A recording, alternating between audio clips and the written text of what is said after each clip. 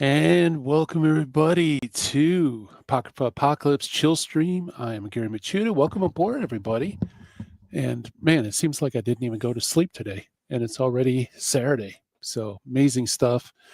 Welcome aboard. Welcome all of you that were watching Sam's amazing stream on Psalm 2. Brother Sam is an amazing guy, and I'm glad he broke down. I saw that same video from Ash Maz, I think his last name is. He does great videos, and I'm glad Sam picked up on it and ran with it because it's one of those things Tovia Singer really mangles. And so if you don't know what I'm talking about, check out Sam Shamoon on his Shamoonian channel. And look, hey, Sam is here already asleep. Hey, Sam, I do have to correct you on one thing, though. I'm not 6'6", I'm 6'8". So I don't want any of that small stuff around here. So I am, I guess, a giant, at least in my own mind.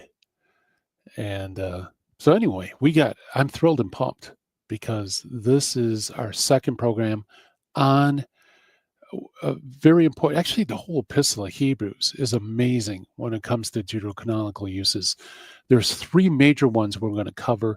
This is part 2 of the first one, and that is Hebrews 1:1-3. And yeah, tallest Hulk. He was 6'8". I didn't know that. Yeah, I guess I would be then. So not as big as him, unfortunately.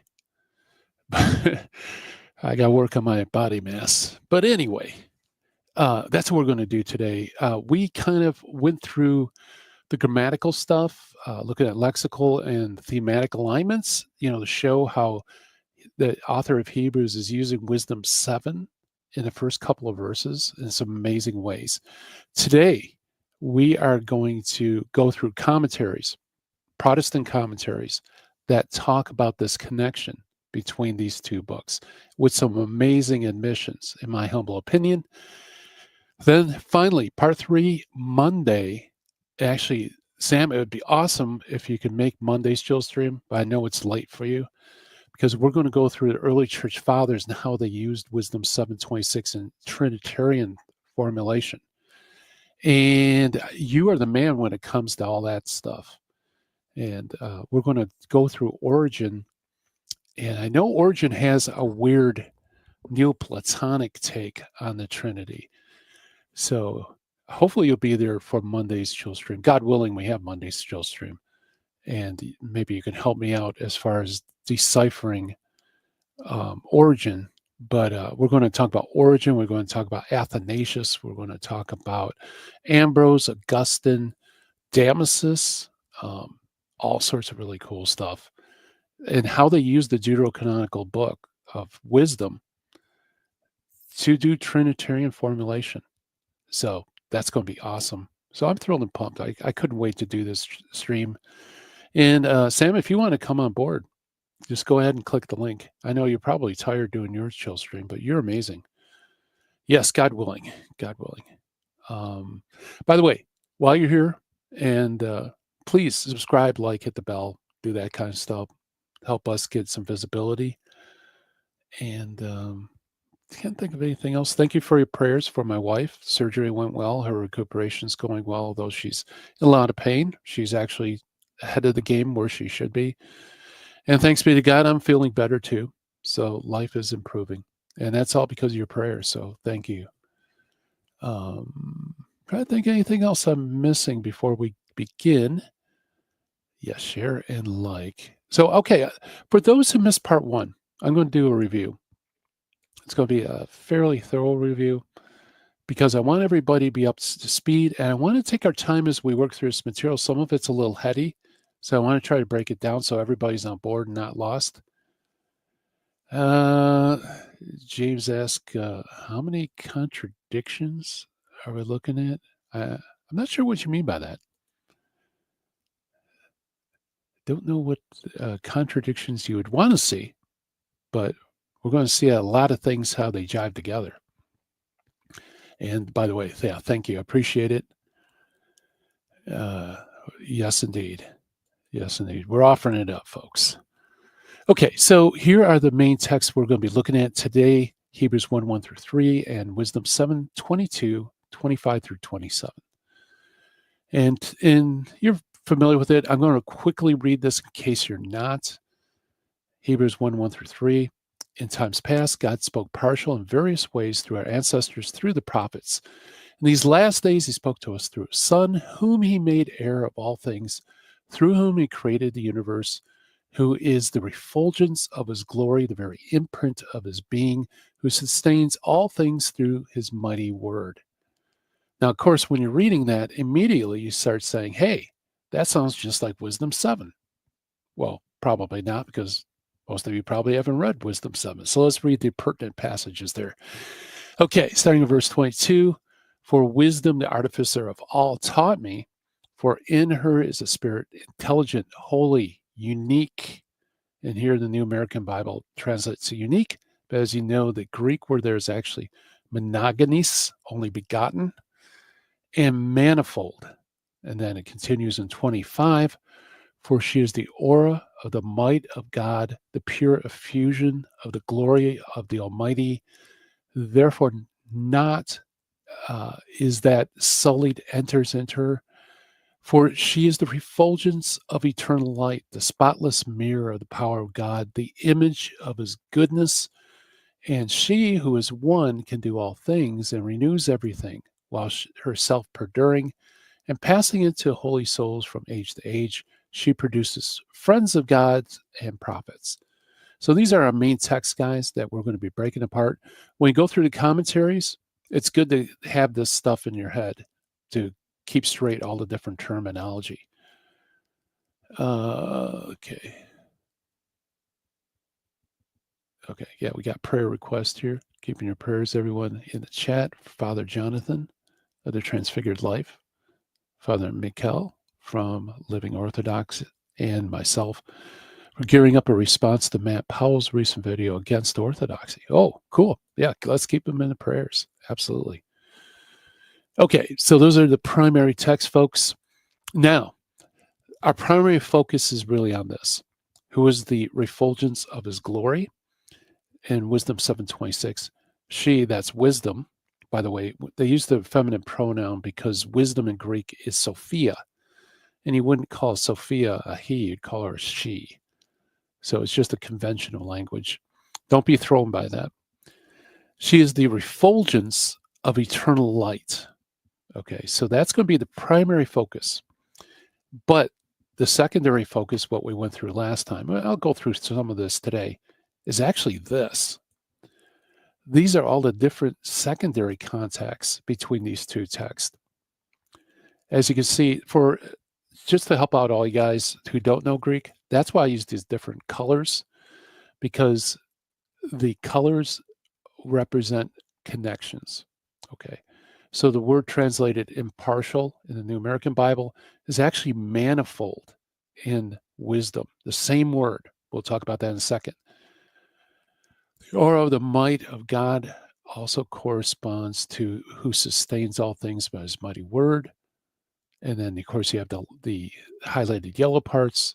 You can see there's all these different connected parts, which is very interesting because with that in mind, the idea that wisdom or Hebrews is using wisdom 7:26 actually becomes much more likely, right? It raises that antecedent probability of usage. And by the way, before we continue, 2 million, uh, 2 mil Tony, thank you so much for the gift memberships. I appreciate it. By the way, gift memberships help. It's one of the ways that you can support us financially. Totally appreciate that. 2 mil Tony, I really appreciate that, my friend. Okay, so let's break this down. For example, now this is something I didn't know until I was actually prepping for a chill stream. The very first word in Greek in Hebrews 1:1 is plumerios. Plumeros. There you go. Which is the same word used as one of the descriptors of wisdom in 7:22. Okay. They're both the same word. They're both used. And what's amazing about this, guys, is they're both biblical hapaxes in the New Testament and the Septuagint. In other words, that word that's translated partial or manifold is only used once in the New Testament here in Hebrews 1:1, and used only once in the Old Testament Septuagint, that Greek translation that the New Testament often uses for the Old Testament. It's only used once in the entire Old Testament Greek. And guess what? It's in Wisdom 7:22 to describe wisdom. Is that by chance? Well, it could be, but as we'll see, the thematic alignment makes it sure, yeah, this is purposeful, because it's talking about the manifold ways God wisdom has been given to us through the prophets. And that's the thought of Hebrews 1:1. It's also the thought of Wisdom 7:22 and 27, because it's wisdom who produces friends of God and prophets. So wisdom produces prophets, and it's manifold in wisdom. And guess what? The manifold ways God has spoken through the prophets in Hebrews 1. Right? Real tight connection. Very interesting stuff. Now, to our primary one, right? The apagasma one, the refulgence. Hebrews 1 says, 1:3 says, in the last days, he has spoken through his Son, who is the refulgence of his glory. Wisdom 7:25-26 says that he's the pure effusion of the glory of the Almighty, the refulgence of eternal light. Now, on the right-hand column, as you can see in yellow, the exact same Greek word is used. It's apagasma, okay? That also is an incredibly rare word in the Old Testament. It's only used once in the New Testament, here in Hebrews 1:3. And of the entire Greek Old Testament, it's only used once in 7:26. The only difference is that in Hebrews 1:3, it talks about the glory, that's the refulgence or the brightness of God's glory. In 7:26, it's the refulgence or the brightness of the eternal light of God. Okay. So that's really interesting. And if you fold in the next verse or the verse before, that it's the effusion of the glory of God, the same word doxa is used. So you even have connections with in terms of doxa, that the refulgence of the glory of God is also present in Wisdom 7. Okay. So the analogies are a little different, but they are essentially the same. Now, when we talk about the refulgence or the brightness of eternal light, when we say light as moderns, we think light bulbs, right? But don't do that. Okay. When Hebrews or wisdom is using light, it's using it in the terms of like a fire or a lamp or the sun. But personally, I think a fire is the best analogy. So if it's the brightness of fire is one way to see that analogy being used. And when we get to the early church fathers Monday, we're going to see how they use that to pull out all sorts of important doctrines like the consubstantiality of the Son to the Father, the co-eternality of the Son with the Father, all sorts of stuff. So that's going to be really important. But I want you, to do that conceptual change, that when it says brightness to light, when you think light, don't think light bulb, think fire or sun. But I think fire is a little better than sun, sun. Okay. So, like I said, there's two different analogies. One is to eternal light, like a fire. The other is the glory of God. But there's a lot of overlap with glory, because in the Old Testament, glory is often likened to having brightness, right, as well as weight. So, hey, we got another one. Thank you so much for your gifted membership, guys. Appreciate it. By the way, for those who are just coming in here, please like, subscribe, hit the bell, do stuff like that. You don't want to miss part 3. Okay. Continuing in our review, Another point of contact, although it's not quite as important, but it still is there, is where Hebrews says that the Son is the very imprint of his being. That's New American Bible. An alternative translation, this is the New American Standard Bible, is the exact representation of his nature. The Greek word, as you can see in green, is character. Okay, character. Character is some. Actually, I looked up in the lexicons. It seems to come from this idea of like striking a coin, making an image on a coin, or it could be also perhaps making an impression in wax. Like sometimes you'll have a seal that will make an impression in a wax. Okay. In either case, the idea that's being presented is the exact representation that's on the seal is in the wax or on the coin. Okay. Wisdom uses a different analogy, but it says essentially the same thing. Okay, so it's not lexical. It's not using the same Greek words because, as you can see, it's in blue. So that means the Greek words are different. But rather it says, she, that's wisdom, is the refulgence of eternal light, the spotless mirror of the power of God, the image of his goodness. So they're different analogies, but they say essentially the same thing. Okay? Because where Hebrews says there is a relationship between the impressed and the impressed and the impression. Okay. In other words, that which is found on the seal is also found in an identical way in the wax. You have with the mirror analogy, the spotless mirror. So this is with no defects. It's a perfect image. The imager with the imaged. You see that? So both are expressing the exact representation, wisdom to God in the book of wisdom, and the Son to the Father in Hebrews. So, like I said, it's not lexical. It's not that they're using the exact same Greek terms, but in terms of analogy, they're expressing the exact same thought. Yeah, I know. Glory to God. Glory to the Lord God, excuse me. Yeah, wow. Because think about how beautiful that is when it comes to thinking about the Father and the Son, right? And this makes sense of all sorts of passages in the New Testament, and troublesome passages too. Like, for example, when Jesus says, when was it Philip says, "Show us the Father," and he says, "Have you been with me so long and you don't know me, Philip? If you've seen me, you've seen the Father."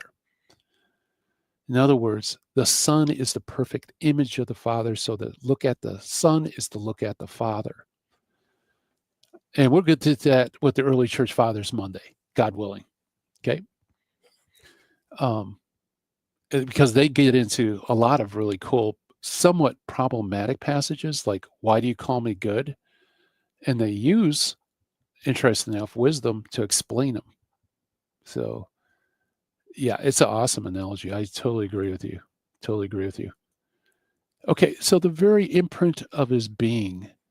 There's also another connection. This one is lexical. In 1:3, it says, who sustains all things by his mighty word. And the Greek word there is dunamos, power. Okay. Now, in Wisdom 7:25, we have dunamis also being used when it says she is the aura, really should be breath of the might of God. And as you can see, the same Greek word, so I have it in green, is a form of dunamis. Now, I want to correct the New American Bible. Lord knows why it translates atmos as aura. I have no idea why I came up with that, but it should be really breath. And here we have, here's a Greek English lexicon and Septuagint. That's this little clip I have from my logos. And as you can see, atmos can be translated smoke or thin smoke or vapor. But when you get to Wisdom 7:25, it's a metaphor for like exhaling breath. Okay. So it's like when you say a word, you exhale breath, right? Because basically a word is a breath that is vibrating, right? So this really should be translated breath, not aura. I just want to throw that out. But the important thing here is the exact same word is used, mighty. It's in different forms, but nevertheless, it is the same word. Another thing, too, that connects this, when it says that the Son who sustains all things by his mighty word, the word sustain, translated sustain here, is for arun, which means to bear or to carry. Okay. It's like the Son carries all things through his mighty word. And sustain's a good way to translate it. But the idea is that it's continuous. The Son continuously sustains everything in existence through his word. Okay. It's continuously working so that if the Son, for one instance, just forgot you or forgot me, we would cease to exist, or the universe would cease to exist if he did not sustain it every instance, one after another. Really powerful stuff, right? We have something similar in Wisdom 7:26 again, interesting enough, when it talks about it being the spotless mirror of the power of God. Now, the word translated power is not pharaon. It's not the same Greek word, but it's energesius. Boy, like I said, these early morning hours, the part of my brain to pronounce Greek isn't awake yet. But it's energies of God, the activities of God. Okay. So it's the spotless mirror of the activities of God. The same kind of idea of continuously sustaining the same activities of God. Okay. Not perfect match, but there is some connection there. So throughout, I mean, as we're working through all this, you can see all these different connections between the two texts. Excuse me. In 1:3, it says, who sustains all things through his mighty word. We showed mighties there, but also the idea of this power, dunamis, might, is also used in 7:26 in a way similar to 1:3, when it says, for she, wisdom, who is one, can do all things, and that's panta dunatai, okay? All things, all power, and renews everything while herself perduring. And again, it has the ta, panta, okay? Notice the green, they match. The same words are being used. And it's the same thought too, right? Because wisdom can do all things and renews all things. In Hebrews, the Son sustains all things through his mighty word. So essentially the same thing. Not exact, but it's so close that, excuse me, you could say there is a match there, important match. So even though we have three short sentences, or excuse me, three short verses, look at all the connections between Wisdom 7 and Hebrews 1:3. And guys, we're just scratching the surface. There's more gold in them there hills. Joey Esto, hey, thank you so much for your gift subscriptions, my friend. You're awesome. Truly appreciate it. Everybody become friends with Joey, because Joey loves to give gifts to his friends. So, okay, so this is, you have a very clear correspondence of thought here. Sustain carries all things through his mighty dunamis word. And in wisdom, you have, she is the breath of the might of God, same word for might, the spotless mirror of the power or workings of God, who is one and can do all things and renews everything while herself perduring. Amazing stuff. Amazing stuff. And so that's the review. We got up to where we're going to start the new stuff today. We went through a little bit of commentaries, part 1. So guys, check out part 1. If you want the full treatment, excuse me one second. Still got a little bit of a cough. Hey, thank you, James. You're amazing. Thanks for the super chat. May the glorious Archangel Raphael and the Holy Theotokos, who is the Lady of Lords and of good health, intercede for you and your wife and your brother. Hey, I appreciate it. White brother. Can't wait. Wisdom 7 and Matthew and Wisdom 7 in Hebrews. Yeah. Well, we did Wisdom 2 in Matthew. I think that's what you're referring to. Oh, versus Wisdom 7 in Hebrews. Okay. This one, I don't know. It's a close call in terms of probative weight for the Deuterocanon. Gosh, I don't know what's up with me. I got this cough. Okay, let's move on. I coughed so much I actually hit the wrong setup here. By the way, if anyone wants to come on stage, join the conversation. Appreciate it. Normally I take questions, but we got a lot to go through. So I don't know if I'm going to have any questions, discussions. If you have any questions, just throw them in the chat room. Yes, that's true. Yeah, when you come to me, it's meats and potatoes, folks, not fluff.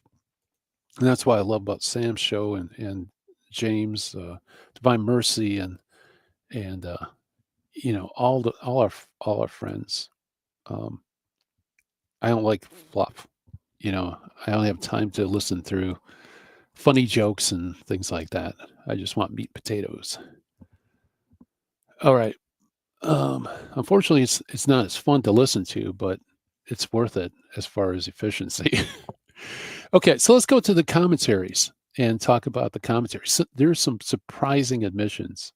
Now, I'm taking pretty high-level commentaries. This isn't the type of Protestant commentary where they're just reflecting on the text and saying, what does this mean to you? These are commentaries that really dive in pretty deep into this. And I think this is why a lot of non-Catholics don't even recognize these connections, because they're not going to go through pedantic, dry stuff like we're going to go through. They're going to go through the devotionals. And the devotionals, of course, are never going to make connections with books they consider Apocrypha. Okay, so this is the Anchor Bible Commentary Series. And let's see what Craig has to say here. As the radiance, this metaphor is based on the image of light.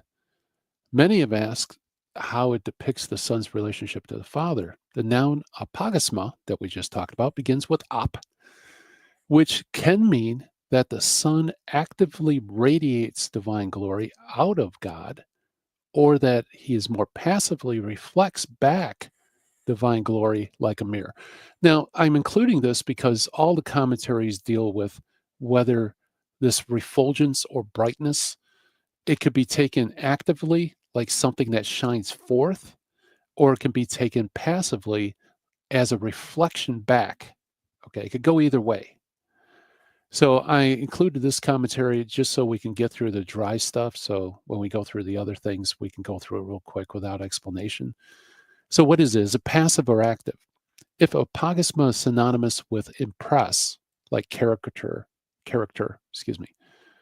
which is usually understood passively, then the Son is the reflection of God's glory. And it gives some scholars who hold that.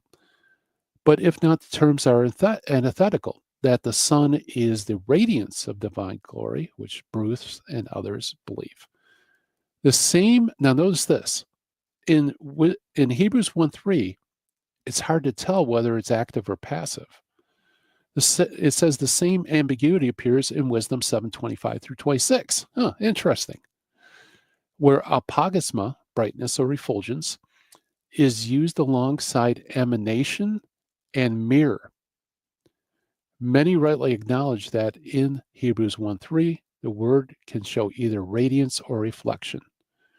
In other words, in both passages, they're both ambiguous because Hebrews uses it that it could be active or passive, but wisdom does the same thing. It could either be an emanation, which would be active, or it could be a mirror, which it passively receives the image and reflects it, right? So anyway, more important is that the text does not deal primarily with God's relationship to the Son, but with the way God communicates through the Son is one through whom God's power and presence is brought into the realm of human experience. I don't really agree with that last line. I understand why he's saying that. He's taking into account the previous verses, but I don't agree with that. I think he's talking about the relationship of the Father and the Son. We're going to see commentaries that say just that. Now, this is a cool commentary a lot of people don't have. I believe it's Lutheran because it's published by Fortress Press. It's Hermeneia series. But I like it. It's got lots of really good insights. So let's go through this. The first image of the verse, that Christ is the apogysma of God's glory, ultimately derives from the specific source in the wisdom tradition, Wisdom 726. Whoa, hold on. This is a Lutheran source, and it says that the author of Hebrews ultimately derives his ideas from Wisdom 726. That's pretty forceful. Where Sophia, wisdom, is said to be an apogysma of the glory of the Almighty.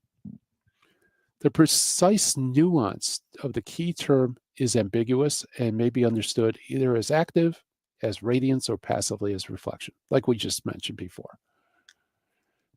Patristic, as well as many modern commentators, prefer the first or active sense, although many other moderns argue for a second passive sense.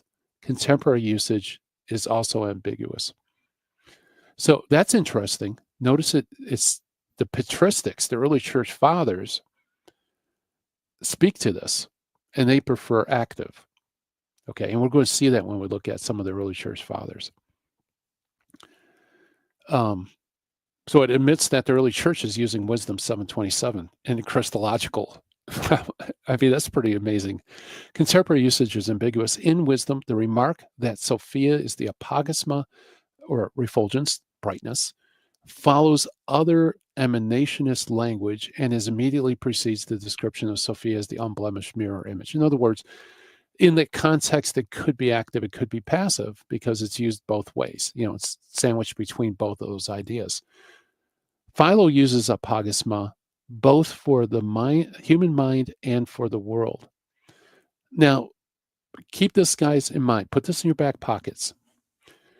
Philo, okay, for him, he uses this rare word, apogysma, but he uses it in relation to the human mind and the world. Okay, not God's wisdom to itself or the Son to the Father. Okay. Keep that in mind, because people are going to play the Philo card when it looks like it's getting a little too close to saying there's something special about wisdom. They're going to throw Philo in there. But remember this, Philo doesn't use apogysma in the context like Hebrews and Wisdom does. He's talking about human mind and the world. Okay. In the former passages, it regularly has a sense of radiation. It's used to reflect the Stoic background shared with the wisdom of Solomon. Okay. The image, in whatever sense it may be taken, serves, like the following, to affirm the intimate relation between the Father and the co-existent Son or pre-existent Son, through whom redemption is effected. What? Yes, you saw that, right? What does Wisdom 727, Hebrews 1:3 do? To affirm the intimate relationship between the Father and the pre-existent Son? What? That doesn't make sense, right? If wisdom is just mere human apocrypha, how can a merely human writing written hundreds of years before Christ, how could it affirm the relationship of the Father and the pre-incarnate Son? And how can a purely human pre-Christian apocryphal document know the inner workings of the Trinity? Right? Yeah, I had to stop the presentation there because I wanted to. That was just one of those little things that just slips in And, if you keep reading, you wouldn't notice. But man, that's pretty powerful. And that's exactly right. I mean, Hebrews 1 through 3 is incredibly important, Christologically speaking, Trinitarian apologetics. And we're going to see that when we look at the early church fathers Monday. Okay. So for those who are just joining us, by the way, like, subscribe, hit the bell. We're doing part 2, looking at wisdom 1 through 3 and its connection with wisdom 726. And right now we're going through Protestant commentaries. So if you want to go into the Greek, see part 1, and next chill stream, Monday, 3:30, God willing, I'll go through some of the early church fathers. You guys will be blown at how theologically deep these passages really are. Yeah, I think so too. This has a lot of probative weight. A lot of probative weight. That's why I'm not sure whether Matthew 27:43, its use of wisdom 2, that definitely shows that Matthew understood wisdom 2 or wisdom as inspired or authoritative. This also is pretty darn strong. Okay, let's continue with the same commentary, the Hermeneia. The Son is so intimately linked with the Father, bears all things. Okay, and then you have the Greek. Not only creating, but also sustaining the universe. The present participle, phoron, is most naturally understood as such a reference to ongoing sustaining activity of the agent of creation. Although other alternatives have been defended, including creating and ruling.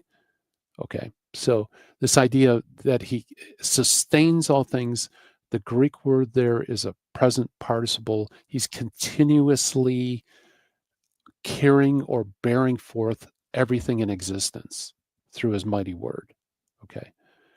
Now, the affirmation of this clause recalls the description of wisdom's activity, who, according to the wisdom of Solomon, because of her purity, pervades and penetrates all things, and who, while remaining in herself, renews all things, just like we looked at in our recap of part 1, right? We see the same thing in the Greek.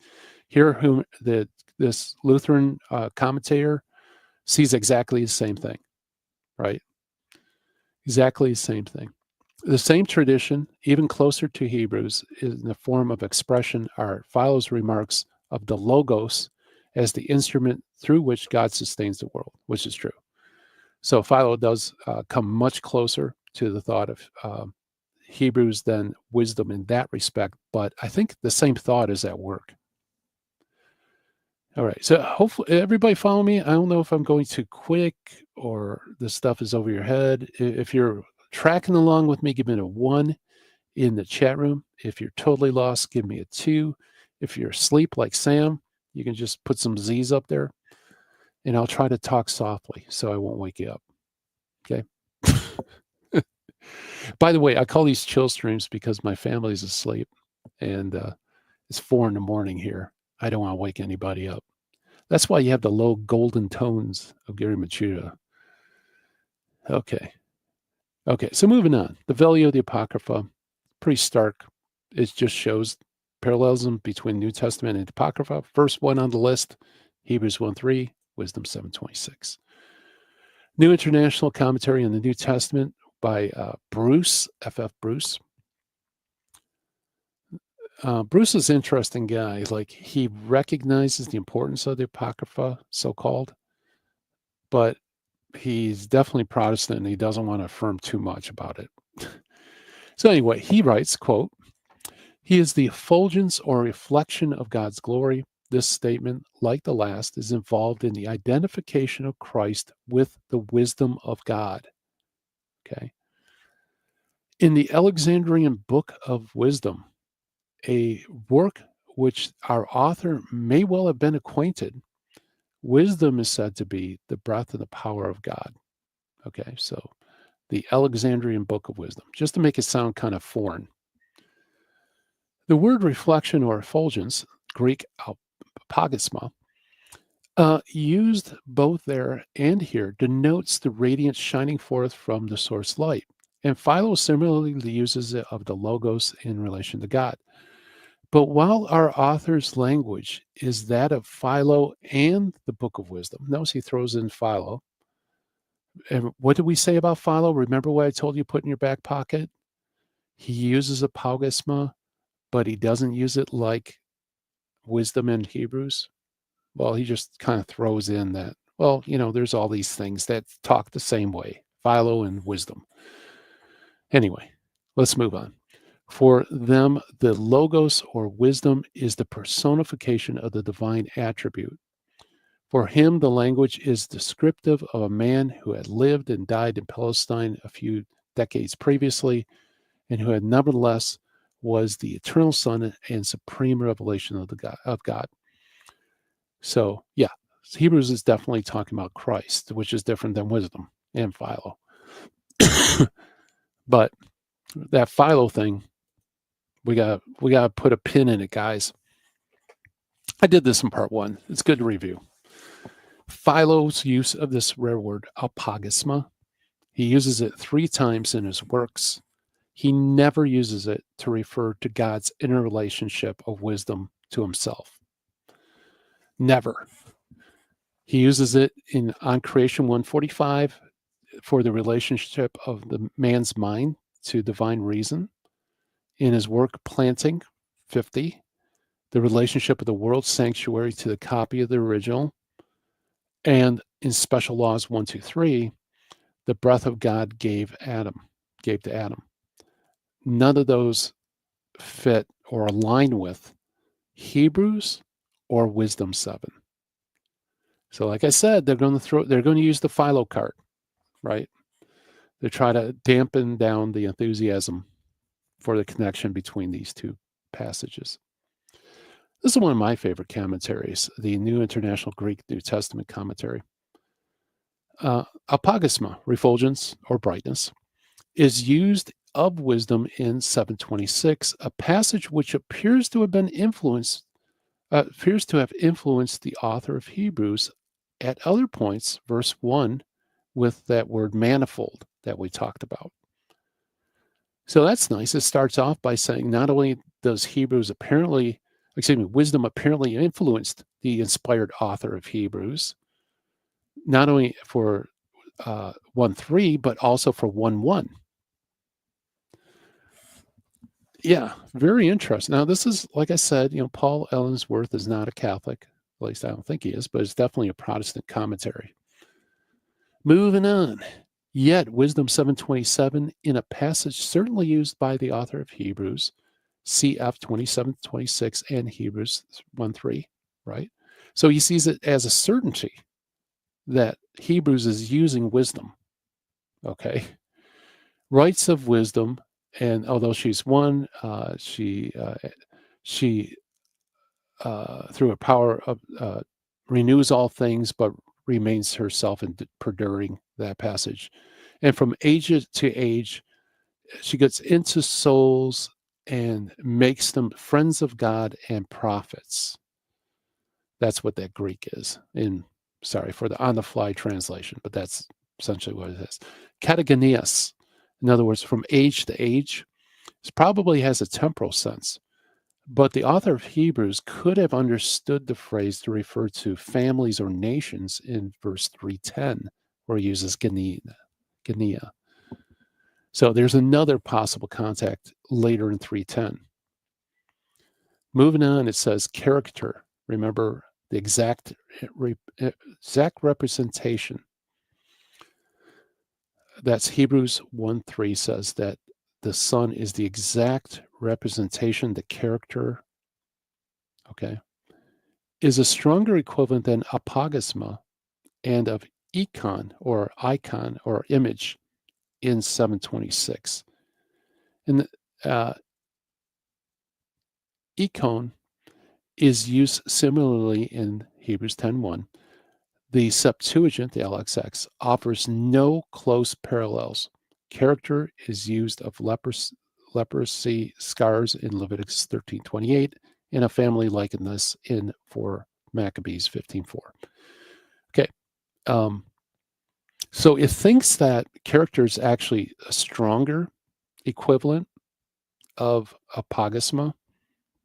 And I think that's because there's like a physicality to it, physical contact, like a physical impression. And that might be so. But I think they're expressing, I wouldn't use apogisma, I would use mirror as a better aligning text. But anyway, despite, okay, so it says, despite allusions to Wisdom 7, Hebrews does not identify Christ with wisdom and indeed avoids the term Sophia, wisdom. The author's use of Wisdom 7 in similar passages, such as Proverbs 8:22-31, is an implicit reapplication to Christ of what has been written of divine wisdom. Wow, that's pretty striking. Don't you think? That it's a reapplication of these texts to Christ. Pretty amazing stuff.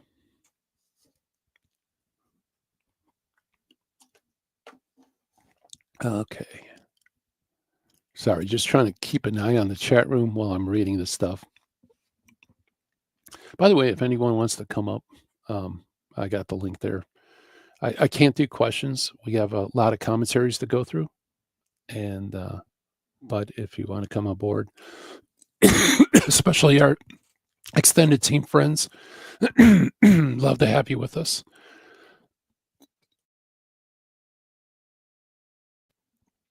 Great. Now I got a frog in my throat. All right, let's continue. Another favorite commentary of mine is the Word Biblical Commentary. It's generally, as a series, it's pretty good. All right. So what does William L. Lane say? The concentration of rare and distinctive vocabulary to describe the relationship of the Son to God has been one factor that has encouraged many interpreters to find in verse 3 a hymn fragment. This is an interesting point that we see occasionally in the commentaries. Some commentators believe that this might actually be a little snippet of a hymn, which is important because it would mean that this thought that's being expressed in Hebrews is actually something that was formulated and used by the Christian community before Hebrews was penned, and Hebrews is just recording it. So it'd be even more ancient than the Epistle of Hebrews, if that's true. Okay, so continuing on, the commentary says, apogisma, again, brightness or reflection or refulgence, is found nowhere else in the New Testament and is relatively rare elsewhere. It occurs only once in the Septuagint and in the context of celebrating the praise of divine wisdom. Wisdom is the radiance, apogisma, of the everlasting light and the image, icon, of God's goodness. Wisdom 7:26. The writer appears to have borrowed a word employed in the Septuagint to describe the relationship between wisdom and the eternal divine light. He used it in verse 3 because it seemed appropriate term to express the relationship believed to exist between God and the Son being the radiance of God's glory. Did you get that, guys? Yeah, you want to screenshot this one. Did you see what it just said? Let me repeat it. The writer appears to have borrowed the word employed in the Septuagint in the Deuterocanonical Book of Wisdom to describe the relationship of wisdom to the eternal divine light. He used it in verse 3 because it seemed like an appropriate term to express the relationship he believed existed between God and the Son. Again, like, how can a mere apocryphal human writing written a couple hundred years before Christ, how could it get that precision to be able to describe that relationship between the two persons of the Trinity without divine revelation? Think about that. especially if there's anybody here that's not Catholic. And why would the inspired author use a mere human document? Why is it a human document is the only thing available to correctly express this relationship? And guys, the precision here is amazing. And when we get to the early church fathers, you're going to see how precise it is. It's so precise that it's able to basically argue against heretical understandings of the Trinity. Yeah. Yeah. A single word, right? Yeah. Unfortunately, he doesn't. He acknowledges contact elsewhere, but but hey, we'll take what we can get, right? The writer may have become familiar with the term like apocryphal character in an Alexandrian education, but he has brought this distinctive vocabulary into the service of Christian confession. In other words, this vocabulary that's found in the so-called Apocrypha is being employed for Christian confession of faith. In verse 3a, he used the word character to convey emphatically as he could his conviction that Jesus Christ, there has been provided a perfect visible expression of the reality of God. If the formulation of verse 3a owes something to the vocabulary and concepts of the Alexandrian Judaism, it has been thoroughly assimilated and refashioned into a distinctly Christian thinker. Okay. Well, of course, it's applying it to Christ. Okay. And then talking about sustaining all things through his mighty word in 3b. And that's what the Greek is. Although sustaining the universe by his powerful word, the description of the Son and his pre-existence is followed logically by a clause descriptive of the relationship to creation. A new clause describes the Son as providential government of all created existence, which is the function of God himself. So sustaining things in existence is the function of God, and the Son does it. As the creational wisdom of God, the Son is not only embodies God's glory, but it reveals this to the universe as he sustains all things and bears them by their appointed end by his omnipotent word.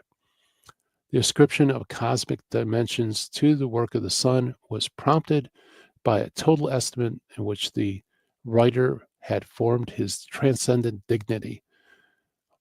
One who revealed God fully and ultimately, as did the Son, must share in the divine government of the world.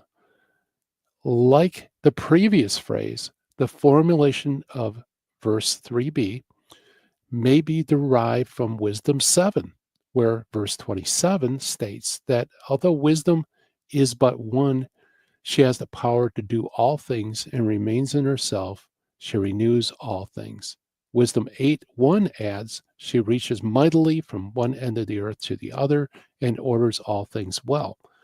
The transcendent dignity of the Son is confessed in Hebrews 1:3 in the language similar to that used in the praise of divine wisdom in Alexandrian theology.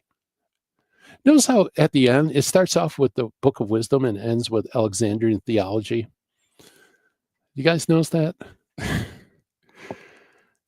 It's like, I think as they're writing the sentence, they realize I can't end this by saying in the Book of Wisdom. So they got to generalize it and say Alexandrian theology. That's a good academic way to say it. Yeah, there you go. Book of Scripture of ours. Yeah, I know. Okay.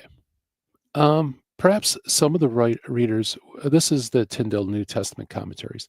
Perhaps some of the readers would have remembered that in the Jewish Book of Wisdom, not scriptural, just some Jewish book out there in Wisdom 7:26, the same word was applied to wisdom, though of as personified.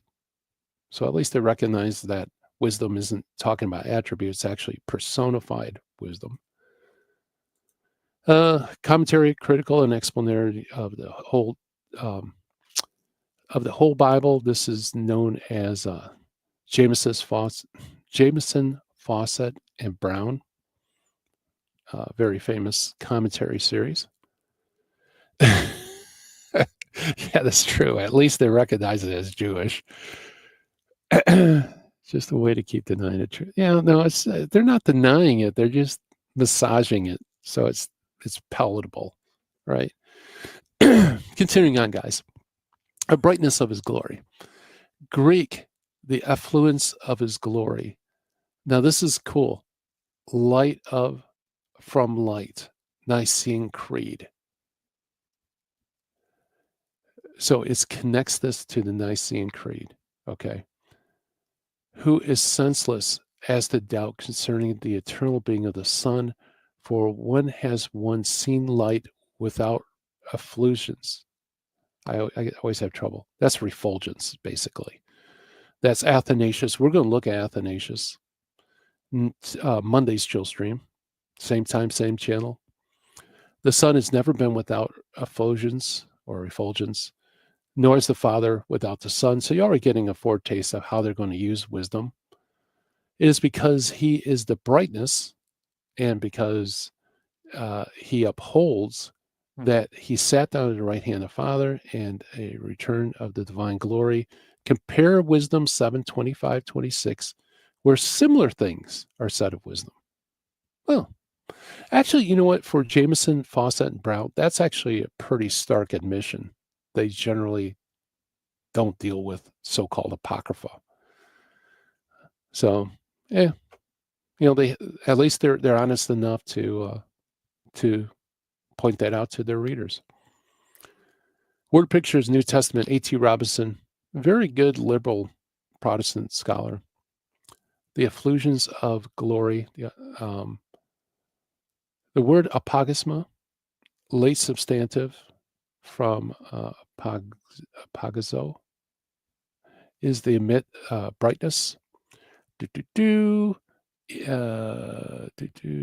One's trying. Okay, only here in the New Testament, but in Wisdom 7:26 and in Philo.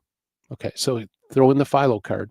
Yep, that's right, James. Notice the Philo. Just can't just say wisdom. It has to throw in Philo. It can mean either reflected brightness or refulgence, and that's how Calvin took it, or effulgence, like a ray from the original light body. The Greek fathers hold, so it points out the Greeks also are commenting on this. Both senses are true of Christ, the relationship to God. Jesus shows us in plain language in John 12:45, 14:9.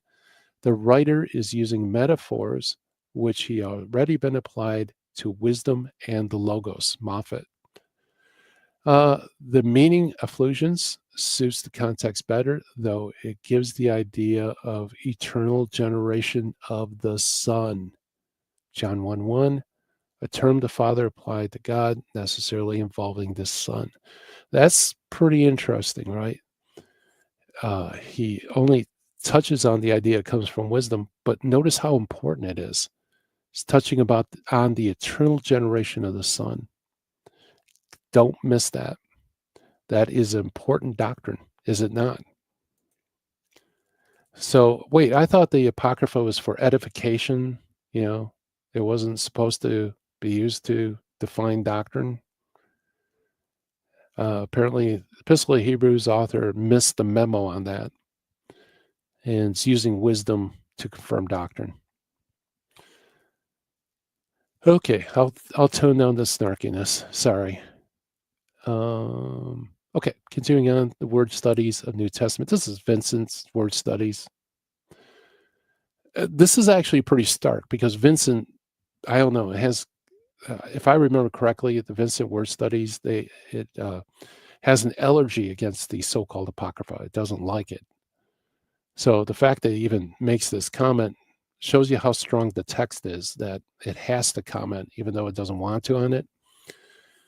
So it says this: the brightness of his glory, apogma of doxis, two of the Father's glory, for brightness rendered effulgence, apogisma, New Testament and Septuagint, only Wisdom 7:26, just like we pointed out before, is an Alexandrian word, and it occurs in Philo. Again, the Philo card. Interpretations divided between effulgence and reflection. We could skip that part. The writer is treating it of the pre-incarnate Son. And then skipping to the last highlighted part, the consensus of the Greek fathers is that the effect is of great weight. The meaning then is that the Son is the outraying of the divine glory, exhibiting in himself the glory and majesties of the divine being. God lets his glory issue from himself so that there arise thereby a light being like himself. Weiss. Erdman's commentary on the Bible. Christ's role and rank as representative of God also draws on Old Testament and Jewish traditions concerning wisdom and the word as agents of God. Now, I don't know if Sam's still awake, but my radars goes up whenever agent's used, because I know how agency is often misused in these discussions. The hymn, that's Hebrews 1 through 3, is a striking expression of wisdom Christology. In Hebrews 1 through 3, and Colossians 1:15 through 17, guys, remember part 1, we went through that with the cross references. We have a way of speaking about Christ in wisdom terms. In the Old Testament, wisdom is beside God like a master worker in Proverbs 8, as God created the worlds. Further, in Hellenistic Jewish book of wisdom, okay, I love those descriptors, right? Try to make it sound as foreign and non-biblical as possible. Hellenistic Jewish book, wisdom. Wisdom is described in terms which occur only in the Septuagint, but which is taken up in Hebrews 1:3. Wisdom is God's creative agent in shaping the cosmos as it acts as a reflection or radiance, apogosma of God. Wisdom 7:26, 7:21-27, and 9:2. So, yeah, wisdom is OT. You're right. Yeah, it's amazing how they try to make it sound as foreign and strange as possible, like it comes from another planet. It's this Alexandrian Jewish treatise, right? I thought it was Chinese. That's funny. Although word, Greek logos, is not explicit here, as it is in John 1 through 14, the parallel between word, wisdom, and Christ is unmistakable. Hebrews insists that the enfleshed Son, Jesus Christ, is the exact imprint of God's very being. It is Christ who makes real the otherwise hidden, mysterious God who is other and beyond.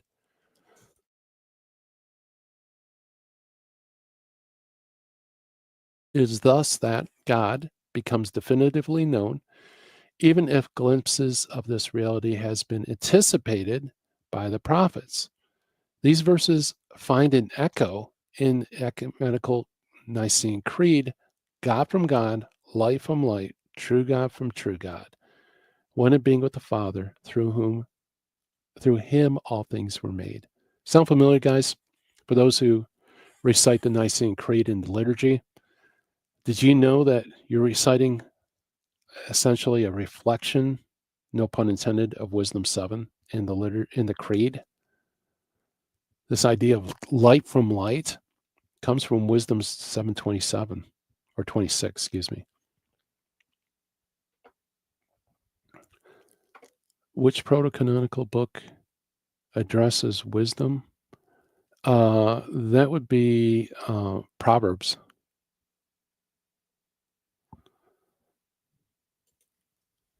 Yeah, Proverbs. And a little bit of Psalms too. USB handbook series. This is just basically a handbook to help translators know how to translate text, help work them through the Greek. It's actually kind of helpful in different ways.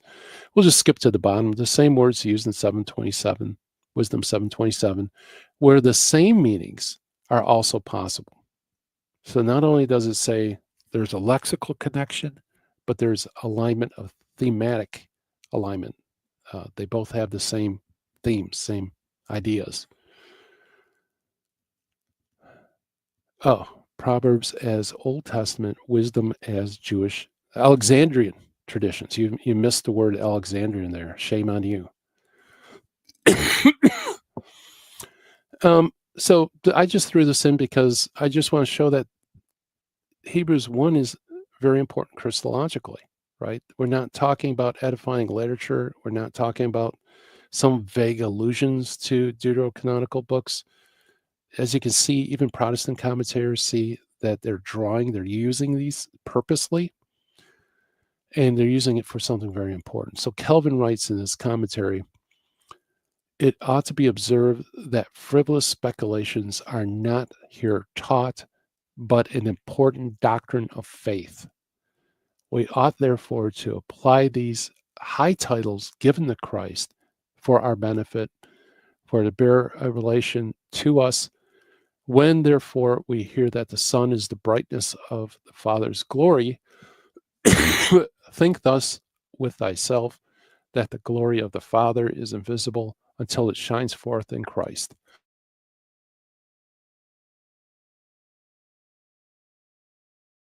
You know, it's amazing. I haven't coughed all day, but going through this stuff, all of a sudden it's acting up. Yeah, that is strong language. Yeah. So this is not unimportant, guys.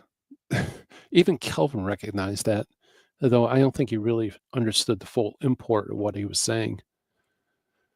The introduction to the books of the Apocrypha. There is also a distinct community of thought between Hebrews 1:3 and Wisdom 7:26. This is by Osterley. I believe he was Anglican, and also elsewhere. But I got a distinct community of thought.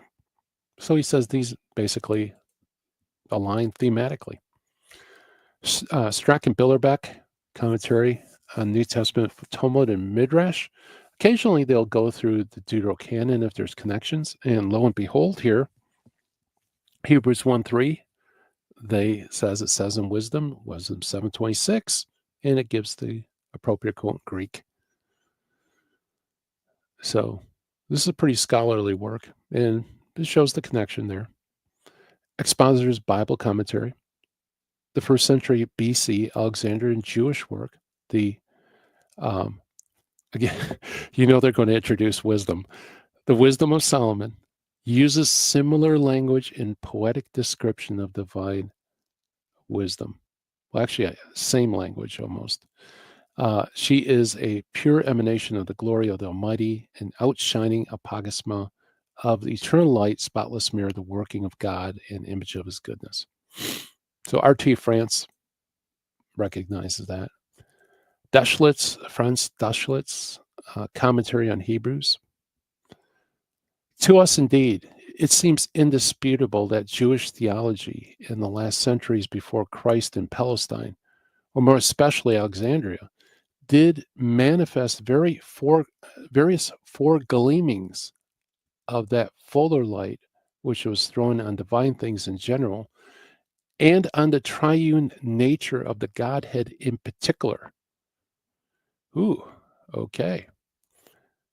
But great evangelical facts of redemption, nor can it be an admission that so it was, prove a stumbling block to any but those who think that a long chain of divine preparations for the coming of Christ on the whole outward and inward history of Israel is strung, must have been abruptly broken off with the last book of the Old Testament canon. It is possible that the Book of Wisdom 7:26 could speak of Sophia as the apocrypha of eternal light.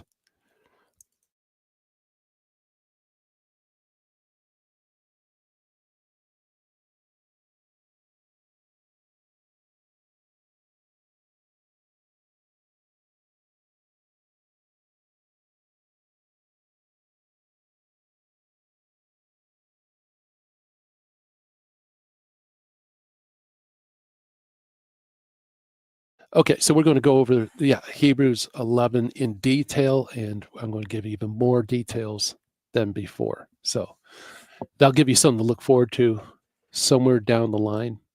We're going to do one more part 3. Yeah, sorry about that. Part 3 Monday, and then we'll probably go to Hebrews 4 in the next chill stream, and then Hebrews 11. Yeah, sorry, I was coughing and I hit mute. Sorry about that, folks. Okay, continuing on, in Deschlitz says the apaugasma is either reflected brightness or the illumination surface of water, for example, or a mirror, or a brightness given forth in the shining object of itself. The first meaning is grammatically as possible as the second, and nor otherwise inadmissible. The sun is reflecting divine glory. And actually, that's interesting because Paul says as much in 2 Corinthians 4:6, and might be called apaugasma. And then continuing, now I'm just going to read the highlighted part. And it must have had the same meaning in Wisdom 7:26, is evident of all the other predicates that are associated with it, and basically like efflusions of the mighty glory of God. All fathers understand the word in the same way. That's interesting. Once again, a hat tip to the fathers, which is kind of rare. Luther, I had to throw this in. Do I pray that's an interesting question. Do I pray the prayer of St. Raphael every day? No, I don't. But you know what? Now that you put a bug in my ear, I think I'll check it out. And it's preface to the Book of Wisdom in German translation 1529. Get this, Luther saw this, okay? He says it in a weird way, though, but notice the connection here. To refer to this book as the Wisdom of Solomon is as much as to call it a book of Solomon about the Word of God. So the spirit of wisdom is nothing other than faith, our understanding of the same word. This, however, the Holy Spirit imparts. Such faith or spirit can do all things and does all things, as the book glories in chapter 7:27. So Luther's kind of like, we shouldn't call it the Wisdom of Solomon. We should call it the Book of Solomon about the Word of God. Do you think Luther was aware of how Wisdom 7 was used by the early church fathers? Yeah, I just gave you a sneak peek of next chill stream. Okay. Yeah, so I thought I'd finish with Luther. So guys, I think we got time. We could do Q&A. Anybody has any questions, put up in the chat room. If anybody wants to come on, join me. I have the link pinned in the chat, and we could have a discussion if you have any questions about what we went over or Old Testament canon. I'll do my best.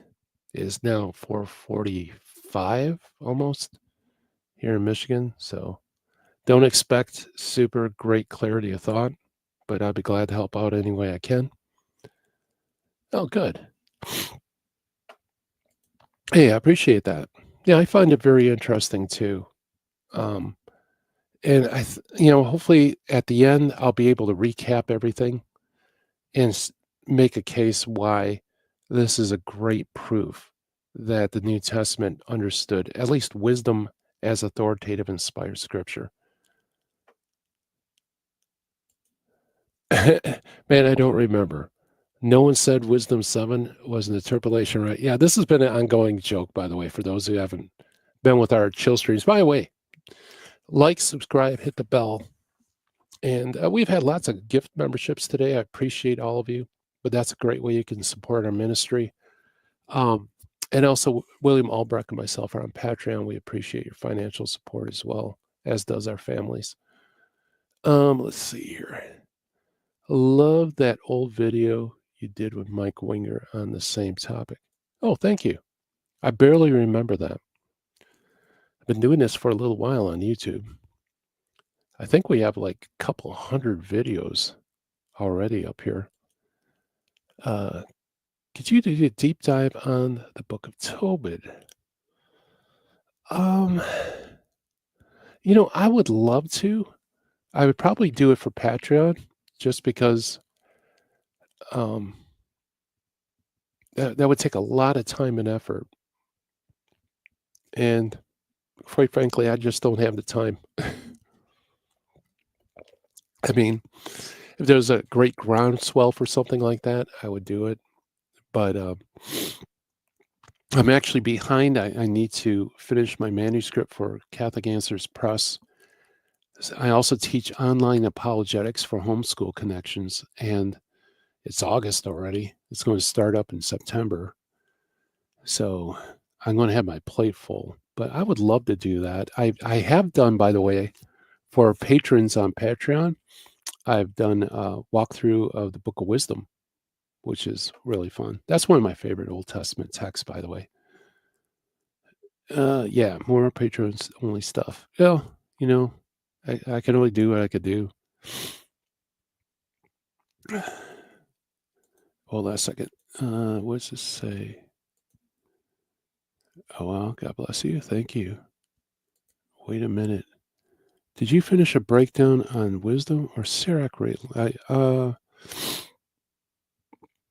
Patreon, I did a series on wisdom. Sirach would be really long. Sirach is a long book, although Sirach is an awesome book. It's a lot like Proverbs, and it has a lot of wisdom. And for those who defend the faith, by the way, Sirach is a really good book to read. It gives great advice on how to act and how to defend the faith. I was actually thinking of making a book on it, like defending the faith with Sirach. Video did 8 months ago about Michael Wiener on the top. Okay, yeah, thank you for putting that up. I appreciate it. It could be, but um, it's time. It'll take a lot of time, and and if I'm going to do something, I want to do it as thoroughly as possible, as you could tell with the chill streams. Okay, yeah. Um, I probably did say Sirach would be next. Tobit will be short. In fact, I did a Bible study in my parish on Tobit just recently, and well, we didn't go in depth on it though. But just on the surface, it's good. Voted for Sirach. That's right. Thank you. Thank you for reminding me. I totally forgot about that. Like I said, I got so much on my plate. I just don't know how I'm going to do that. But God willing, I will. In fact, there's Andre Villachez. I think that's how you pronounce his name. I met him in Steubenville. He's a young guy, doctorate, actually lived in Israel, did a lot of work with outreach to Jews. I met him in Steubenville. Turns out that he's working at the seminary here, Sacred Heart Major Seminary in Detroit.